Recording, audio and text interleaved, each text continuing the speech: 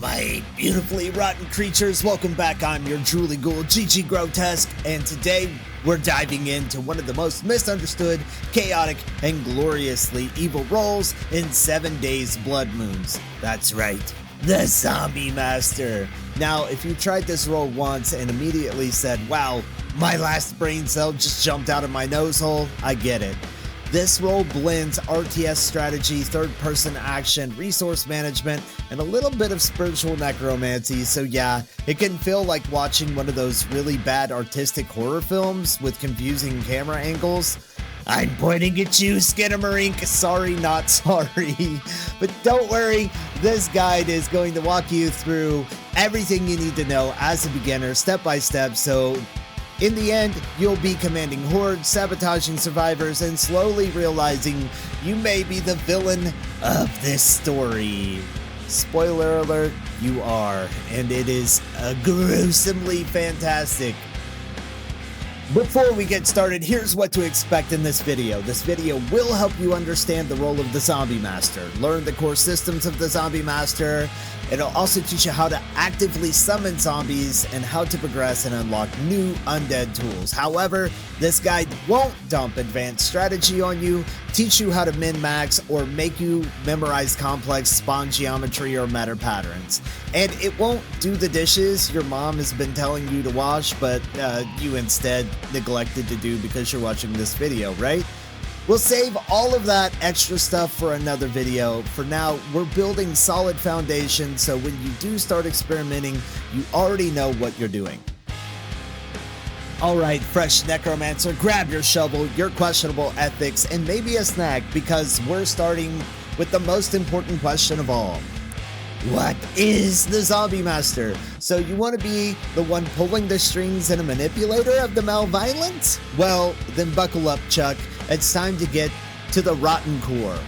Before we start summoning the undead like a morally questionable Pokemon trainer, let's talk about what the Zombie Master actually is. While the survivors are playing an FPS survival horror experience, you are playing an entirely different game layered on top of theirs. You're the unseen threat, the hive mind, the puppet master, the thing in the dark the survivors complain about in voice chat. Your job is simple. Eliminate all the survivors before end of night 4. You don't have to rush, you don't have to panic, and you definitely don't need to win the first night. Your power builds over time like mold or emotional damage. While the survivors loot, build, panic, and occasionally scream, you'll gather information, spawning zombies, and eventually leading the charge yourself with things being escalated in the Blood Moon. What makes the Zombie Master unique? Unlike the survivors who are locked to one gameplay style, you're multitasking across multiple systems. It's an RTS commanding, direct zombie possession, and a resource management. You're not just one enemy, you're all of the enemies. That's right. And that means you can change strategies on the fly. But what if I'm bad, Mr. GG? Listen. Every Zombie Master sucks the first time. It's a tradition.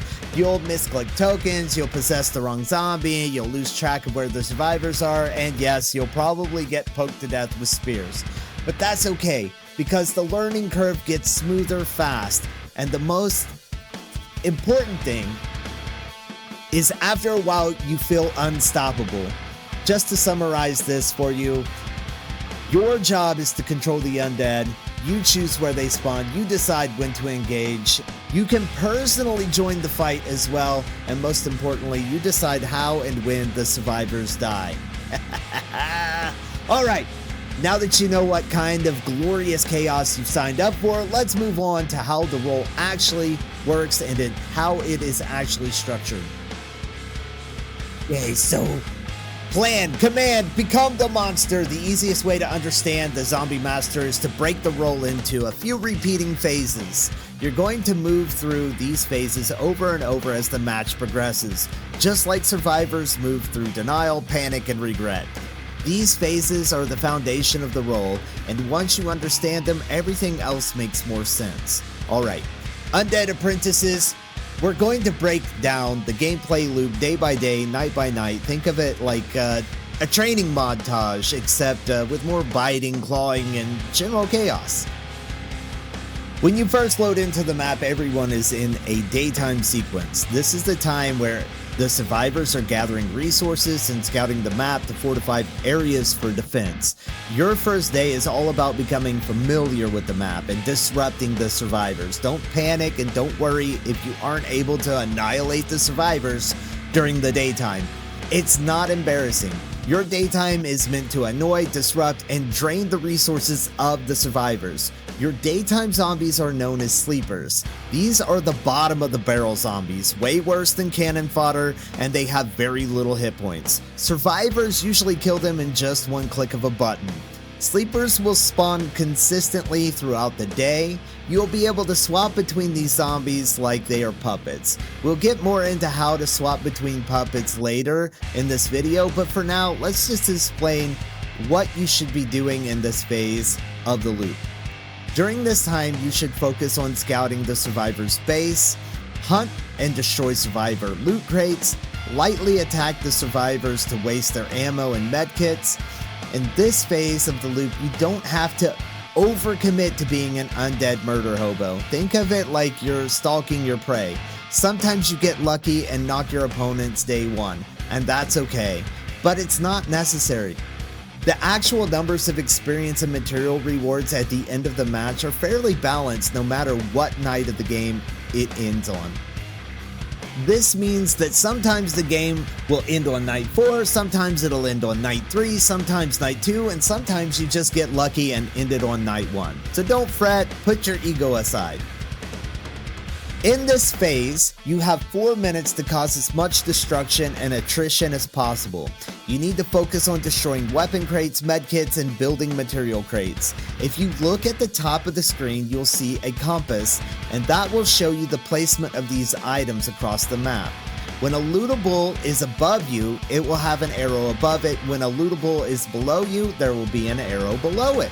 Sometimes you get an orange skull icon on the compass. This is a lootable crate for zombie masters. It's in the shape of a corpse. This crate will give you extra materials at the end of the game so that you can level up your mutations, and we will get more into that in a later chapter. You will encounter survivors during this time, and they will be looking to stop you from hindering their progress. This phase is a race to see who gets more done in a 4-minute time frame. If you can outgame the survivors during the day, they'll be crying in their beds at night. Now, let's talk about the nighttime. Each night is a blood moon, and with each blood moon that passes, your army of undead becomes stronger and stronger. This is the chaos portion of the gameplay loop. As each night progresses, your horde grows and grows, along with your ability to summon some of the coolest and most badass zombies you've ever seen. From Bettys that hunt stragglers to major booms that destroy fortified areas, the Blood Moon is jam-packed with action and all the gore any fan of the genre could ever possibly handle. For some zombie masters, each night can be broken down into a few phases. So phase 1 is the strategy phase. At the end of the day, you can release control of your daytime sleeper zombies to zoom out to a commander view. This is the top-down perspective where you can see the battlefield from above like a spooky Google Maps satellite. It's very RTS view and control system. Your first job here is simple: find survivors. They will be shown on the map by an arrow pointing to a blue cowboy hat. Once you locate them, you'll start planning your attacks, watching how they build, and identifying weak points. This is your information gathering stage, so don't skip it. Once you figure out how the survivors have fortified their base, you can start with your zombie token placement. These tokens drag and drop onto the map and can be placed anywhere that isn't marked with a border and hatch marks. This is to prevent you from placing zombies directly into the fortifications of survivors. If we could do that, the game would be way too easy, and it wouldn't be called 7 Days Blood Moons, it would be called 4 Minutes Blood Moons instead. Now, you don't get infinite tokens. Each zombie that spawns has blood point cost, that takes away from your blood point pool. Every night your blood point pool grows and it allows you to summon more gruesome and grotesque zombies. The cost of each token can be seen on the Zombiepedia or in the right side of your screen when you hover over the token. These will also give you detailed information about each zombie type, how much damage they do, how much trap damage they do, how much block damage they do, and their special abilities. Your placement strategy is always going to vary, and so too will the zombie types that you summon. Zombies will continue to spawn from the token placement, slowly draining your blood points with each spawn. Once the blood pool is drained, zombies will stop spawning. There is a max number of zombies that should spawn on the map, and that number is 48. Normally, you don't reach that amount unless if you do some special techniques, which we won't discuss here. However, if the survivors manage to make it through your horde of undead Zed heads, the last few remaining zombies will be highlighted with an orange outline so that both sides can see them. This helps with finding any zombies that might have gotten stuck in the rubble during the chaos. Trust me, once you get to playing, you'll fully understand the destruction that can happen in this game. It's time to command your army. Once you've placed your tokens, it's time to start issuing the orders. From the commander view, you can possess any one of your zombies and drop into third-person view by clicking on the zombie and then pressing the tab key to take control. From there, you can swap to the nearest zombie if the one you are controlling is about to die, or if you want to get the abilities of a different zombie to hunt down your prey. To do this, you press the Q key, and then, just like a cheek clapping, you're a beautiful zombie puppet, complete with strings and all. Taking control of a zombie is where the role of the Zombie Master gets personal. You're no longer a strategy brain in the sky. Now you're a flesh-eating missile with claws, teeth, and a questionable hygiene. Each zombie has its own abilities, movement, and purpose, and we'll get deeper into those later. But possession lets you be the one delivering the final blow, breaking the wall or chasing down that lone survivor who thinks sprinting in zigzags makes them safe. But trust me when I say it doesn't. The Zombie Master's puppet gets increased health and a really cool enrage ability. When your stamina bar reaches full, you can press R to enrage. This increases your movement speed, your attack speed, and overall damage, making you a menacing monstrosity of undead prowess. The puppet also has an empowered jump ability where you can hold your spacebar down, and the longer you hold it down, the higher you get to jump. This is the same with your daytime sleepers, and if having more enhancements than your grandpappy on Blue Chew wasn't enough, your puppets get the option to have your zombies follow and attack a specific target. This can be a damageable block on the map or even a player, you decide. This is where you learn that zombies are obedient, but only if you actually tell them what to do by using your 1, 2, and 3 number keys. Otherwise, they just kind of vibe, and the AI will hunt for you while you control your favorite zombie. Mastering control of your zombie horde has many benefits. You can coordinate attacks, distract the survivors, chip away at defenses, or keep them busy so they don't progress too quickly. When the last of your zombies are killed, the blood moon ends and a new day starts. Your sleeper zombies become a little stronger and your blood moon horde grows stronger as well. This loop ends when either night 4 is over or if you manage to down all the survivors. In either case, the gameplay ends and you get to do your progression. This is where the experience points are rolled out based on how well you did or didn't do. You will also receive materials to escalate the power of your zombie horde by crafting new mutations. Before we get into mutations and progression, let's talk about the Zombie Master HUD. Now that you know the flow, let's break down the HUD information on your screen that you will actually use as the Zombie Master to gain an advantage over those pesky survivor flesh bags. The HUD is essential to understand in the gameplay loop because nothing kills the horror vibe faster than frantically mashing keys while your zombies wander off like toddlers in a Walmart. Here's the HUD breakdown. Your HUD gives you everything you need at a glance, including zombie health status, stamina resources, active zombies on the map, blood moon resources, compass, map information, and additional token information during the commander view. Let's talk about the basics first. In the upper right hand corner of your screen, you'll see a zombie counter. This lets you know how many zombies you still have on the map. During the daytime phase, this is really essential to knowing when to press survivors for resources and to damage their structures. If you get caught without any Zeds on the map to puppet, it can put you behind in that 4-minute race. On the top left, you have your blood pool counter.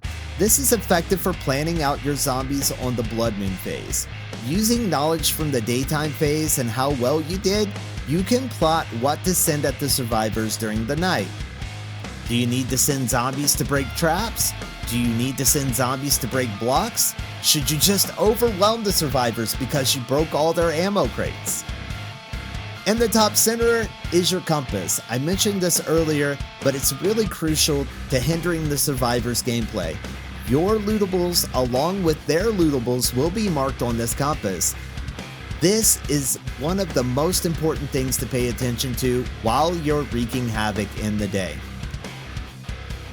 Down at the bottom center, you have two bars, a red and a yellow. This will tell you your health and stamina, red being health, yellow being stamina. When your stamina bar gets full, you can enter an enrage mode with your puppet and be able to do massive amounts of damage to players and player blocks. The bottom right of the HUD is your zombie abilities. It's generally a left mouse button for your standard attack and a right mouse button for your puppet's special attack. Some special attacks are area of effect stuns and slows, some are explosive, and some are just heavier versions of the basic attack. This part of the HUD will let you know what kind of special attack you're dealing with.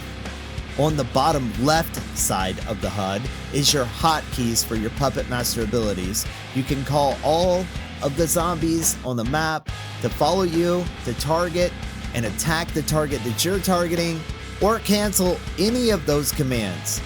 This is fairly nice to have on the screen as a new player so you don't forget what buttons to mash when you're trying to send your Blood Moon horde after that one lone survivor that is trying to reach a special weapon crate or fling the scene after your swarm of wreckers has demolished their base. Now it's time for the family reunion, zombie types and their uses. Come on Zed Lords, it's time to meet the family. Every zombie master has a roster of undead to call upon, and just like a weird family reunion, each member has quirks, strengths, and ways to ruin your life if they're ignored. After you start to level up, you get materials to allow you to make new mutations and zombies. After each match, you'll receive an amount of items that you can use to craft new zombies to add to your Blood Moon horde. These zombies are divided into types and tiers. Every zombie master starts off with tier 0 and tier 1 zombie tokens. These starter tokens are run-of-the-mill generic zombies that help you learn the game as you progress. While they give you access to each of the 5 types of zombies and are fairly cheap and effective, they won't last long against higher skill, higher level survivors. You have to upgrade your arsenal. You can go into the equipment screen at the top of your screen and then select the chemistry station to craft new tiers of zombies, with each tier containing progressively more powerful zombies. Currently, zombies can go up to tier 3. Tier 3 being the highest of the zombies with the most expensive blood point cost during Blood Moon phase. When you go to craft your zombies, it will use any crafting materials you have to cover the cost of that zombie. Now that you have the zombie token unlocked, it's forever yours. You can mix and match tokens that you have unlocked on your horde screen that is accessible the same way you got to the chemistry station screen. While there, you can drag and drop your zombie tokens into the proper tiers. You will notice that at the start, you may have very few tokens and lots of empty slots. But trust me, as you begin to unlock and craft zombies, you'll be swapping out your tokens and making loadouts for different hordes based on the teams you might be facing. There are many tokens for the same zombie, up to 3 per each zombie type, so that you can have multiple spawns of the same zombie. For example, I have 2 zombie cop tokens. I can drop both of them during a blood moon to get more cops to spawn at the same time. This is very effective when creating perk builds, which we'll get into in our next chapter. As for now, I think it's important to know the difference between the zombie types and what each type's function and purpose is. Your standard zombies are known as roamers. These aren't your daytime zombies. They are cannon fodder shock troops that you send in during your blood moon, aka the endless crowd. They are your bread and butter, cheap, numerous, and not very bright. Think of them like minions that get excited when you yell go. You use these to zerg with. They are very effective for outnumbering the survivors or attrition of the survivor ammo during the early nights. Think of them as low-cost, low-health zombies from Temu. These are very useful to pressure, to fill gaps, or to make survivors think they're safe before you send in a flank of hunters at the survivors while they are tunnel vision. Hunters, the bloodhounds of the zombie world. These are fast, relentless, and terrifyingly committed to cardio. Hunters are perfect for chasing down survivors who think sprinting and zigzags makes them untouchable. They have a fast movement, low to medium health, and are primarily focused on pursuit and flat damage. These aren't wreckers that deal tons of structural damage. It is the largest of the zombie categories. There are more hunter-type zombie-mon than any other zombie-mon. Gotta catch them all, zombie-mon! Alright. Sorry.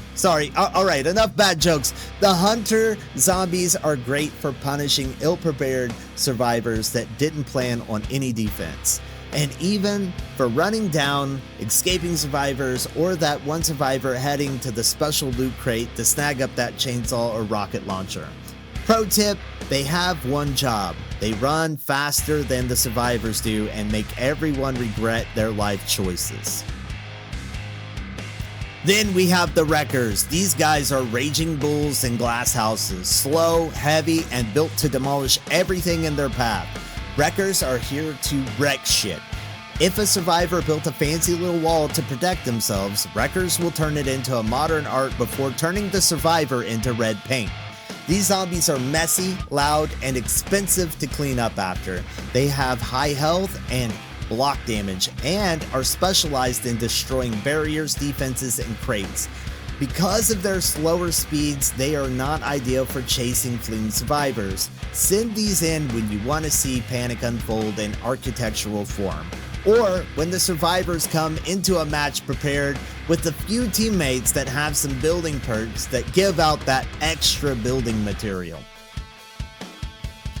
Up next are the sappers. These zombies are your trap breakers, and they can work well with wreckers to penetrate pesky survivors from either the front or the back. Wink wink, nudge nudge.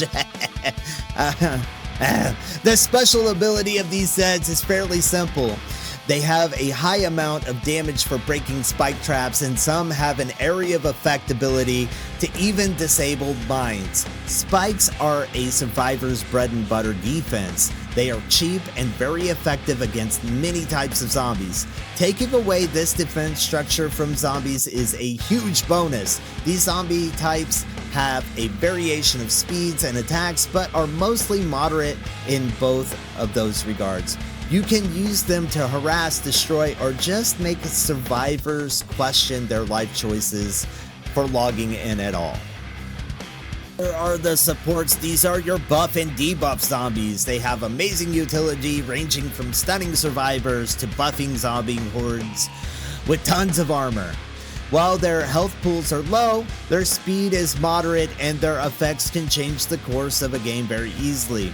These zombies are best when paired with your main damage zombie type. For example, if you are spec'd into hunters, you would want to pair some of these with your hunter packs to slow down survivors or boost your horde's armor so they live much longer.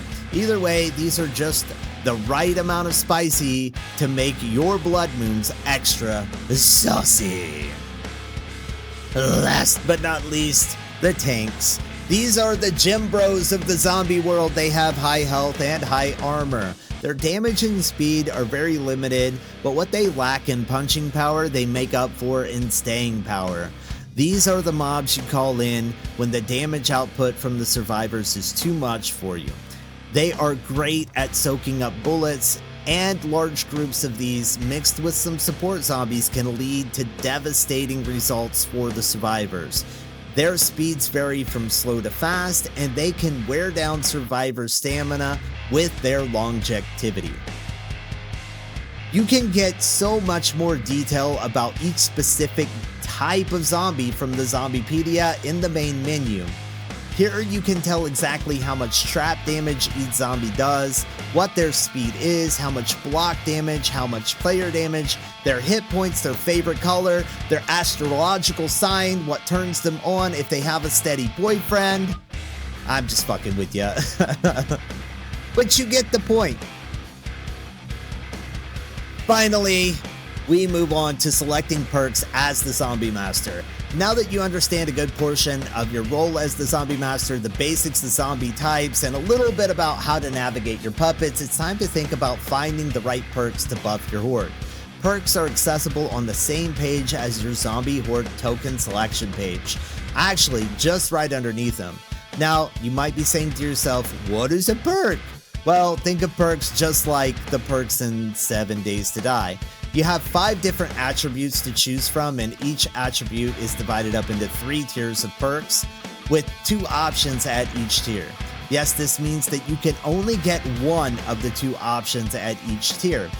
The first tier costs 1 perk point, the second tier costs 2 perk points, and the third tier costs, guess what? 3 perk points! Who would have thunk? You get perk points as you level, and only 1 per level. Let's talk about the different perks and what they contain. We won't go into depth on these, but we can talk a little bit about the type of zombie benefits and which zombie benefits the most from each of these perks. First up is mobility. Mobility is a movement attribute that has tons of benefits that aren't just about mobility. Now, whenever you sink a attribute point or a perk point into any attribute, you get a flat buff. And for mobility, that flat base buff is 3% speed increase to your zombies. Your first tier of perks here is based around your zombie tank's movement. You can either buff your zombie tanks or highlight lone survivors, which can cut a lot of hunting time. Each tier of perks here has something that can help zombies stay in the fight longer. The tier 3 perks here with the sappers takes less damage from the traps, is great for sustaining your sappers while they clear traps so that your other zombies can rush past and get into a base without being hindered. Then there is resilience. Now this attribute, whenever you put a perk point into it, it will grant you and your zombies 5% additional hit points. This stat is primarily here to buff your wreckers or just increase your standard zombie puppet staying power, with later perks giving your hunters reflective damage for melee attacks. Then there's the swarm. Just like the previous 2 attributes, when you purchase a perk in this, you will be granted a buff. The swarm buff gives you a 5% chance to crit with your zombies. This is great for high damage zombie builds. Hunter zombie types benefit from this tree, and a great deal, with their attacks receiving substantial buffs as well as a chance to infect survivors with each hit. Fury. This attribute grants a zombie master 3% flat damage just for buying a perk. While the primary beneficiary of this attribute are the support zombies, the attribute has some really great perks for increasing the damage output of cheaper costing zombie units, giving the zombies crit percent and faster attack speed when in large groups is a very big bonus to roamer units and even your daytime sleepers. Then there is Aberration. This attribute can go 2 ways. You can buff the sappers for your Bloodmoon horde, or you can give those daytime sleepers some additional prowess. Just purchasing points in this attribute gives your zombies an additional 3% chance to inflict negative status effects. This means that a 15% infection rate is now increased to 18% infection rate. It stacks with bleeds, burning, and stuns too. If you choose the wrong perk here, don't worry, down below there is a reset button for your perks. Now, as of this video, your Zombie Master can only reach level 20. So that means you only have 20 perk points to spend. Knowing this can help you plan your future points and where you want to spend them. Now that you've watched this video, just know that even the best Zombie Masters start somewhere, usually in a place that smells like their mother's basement. You will make mistakes along the way, and I hope this guide helps you eliminate any regret, because as of the launch of this video, the dev team hasn't released a way to reset your zombie creations, so it can be a bit of a grind to get all the zombie types you want for your arsenal, and it takes some careful planning. Some other helpful tips to keep you from making beginner mistakes are that some beginners just click tokens and pray that the AI will do the work. That's cute, but you're missing out on probably the most fun part of the game. Personally chasing survivors, smashing loot crates, and being the monster you were born to be. Don't miss your chance to take control. It's more impactful and hilarious. Also, even though you may spec into one type of zombie, mix your zombie types during Bloodmoons to pressure survivors and break defenses. You don't have to be pigeonholed into just one type of zombie. Another important mistake to not make is forgetting to harvest your corpse lootable. If you ignore the resources on the map, you're basically giving yourself a handicap. No remains equals no materials equals no new zombie creations. Avoid these mistakes and your first few games will feel less like a total chaos and more of a controlled chaos, which, let's be honest, is the point. So, go forth, my lovely abominations. You've survived this guide, absorbed all the knowledge, and probably laughed at some poor zombie analogies along the way. Now, it's time to take all of this theory into action. Your mission is all about flexibility, creativity, and chaos. You're not just playing a game, you're orchestrating horror, leading a horde, and sometimes personally delivering existential dread. Think of yourself as the dungeon master in a game of Dungeons and Dragons. When you are skilled, you control the entire narrative of this game. And there are two things the survivors can do about it. Nothing and like it. Remember, don't stress about being perfect. The first few times, the fun comes from learning, experimenting, and discovering just how chaotic a single zombie master can make a match. The survivors won't see it coming, and that's the beauty of it. If you enjoyed this guide, hit the like button, subscribe for more 7-day Blood Moon content, and maybe share it with someone who needs to learn the ways of zombie poo. Whether you're summoning your first zombie or orchestrating a full-on apocalypse, have fun, embrace the chaos, and never let the survivors forget your name. Now go forth, ghoulies, and make them scream. This has been your ghost host, GG Grotesque, and I will see you in the next video. Until then, stay spooky.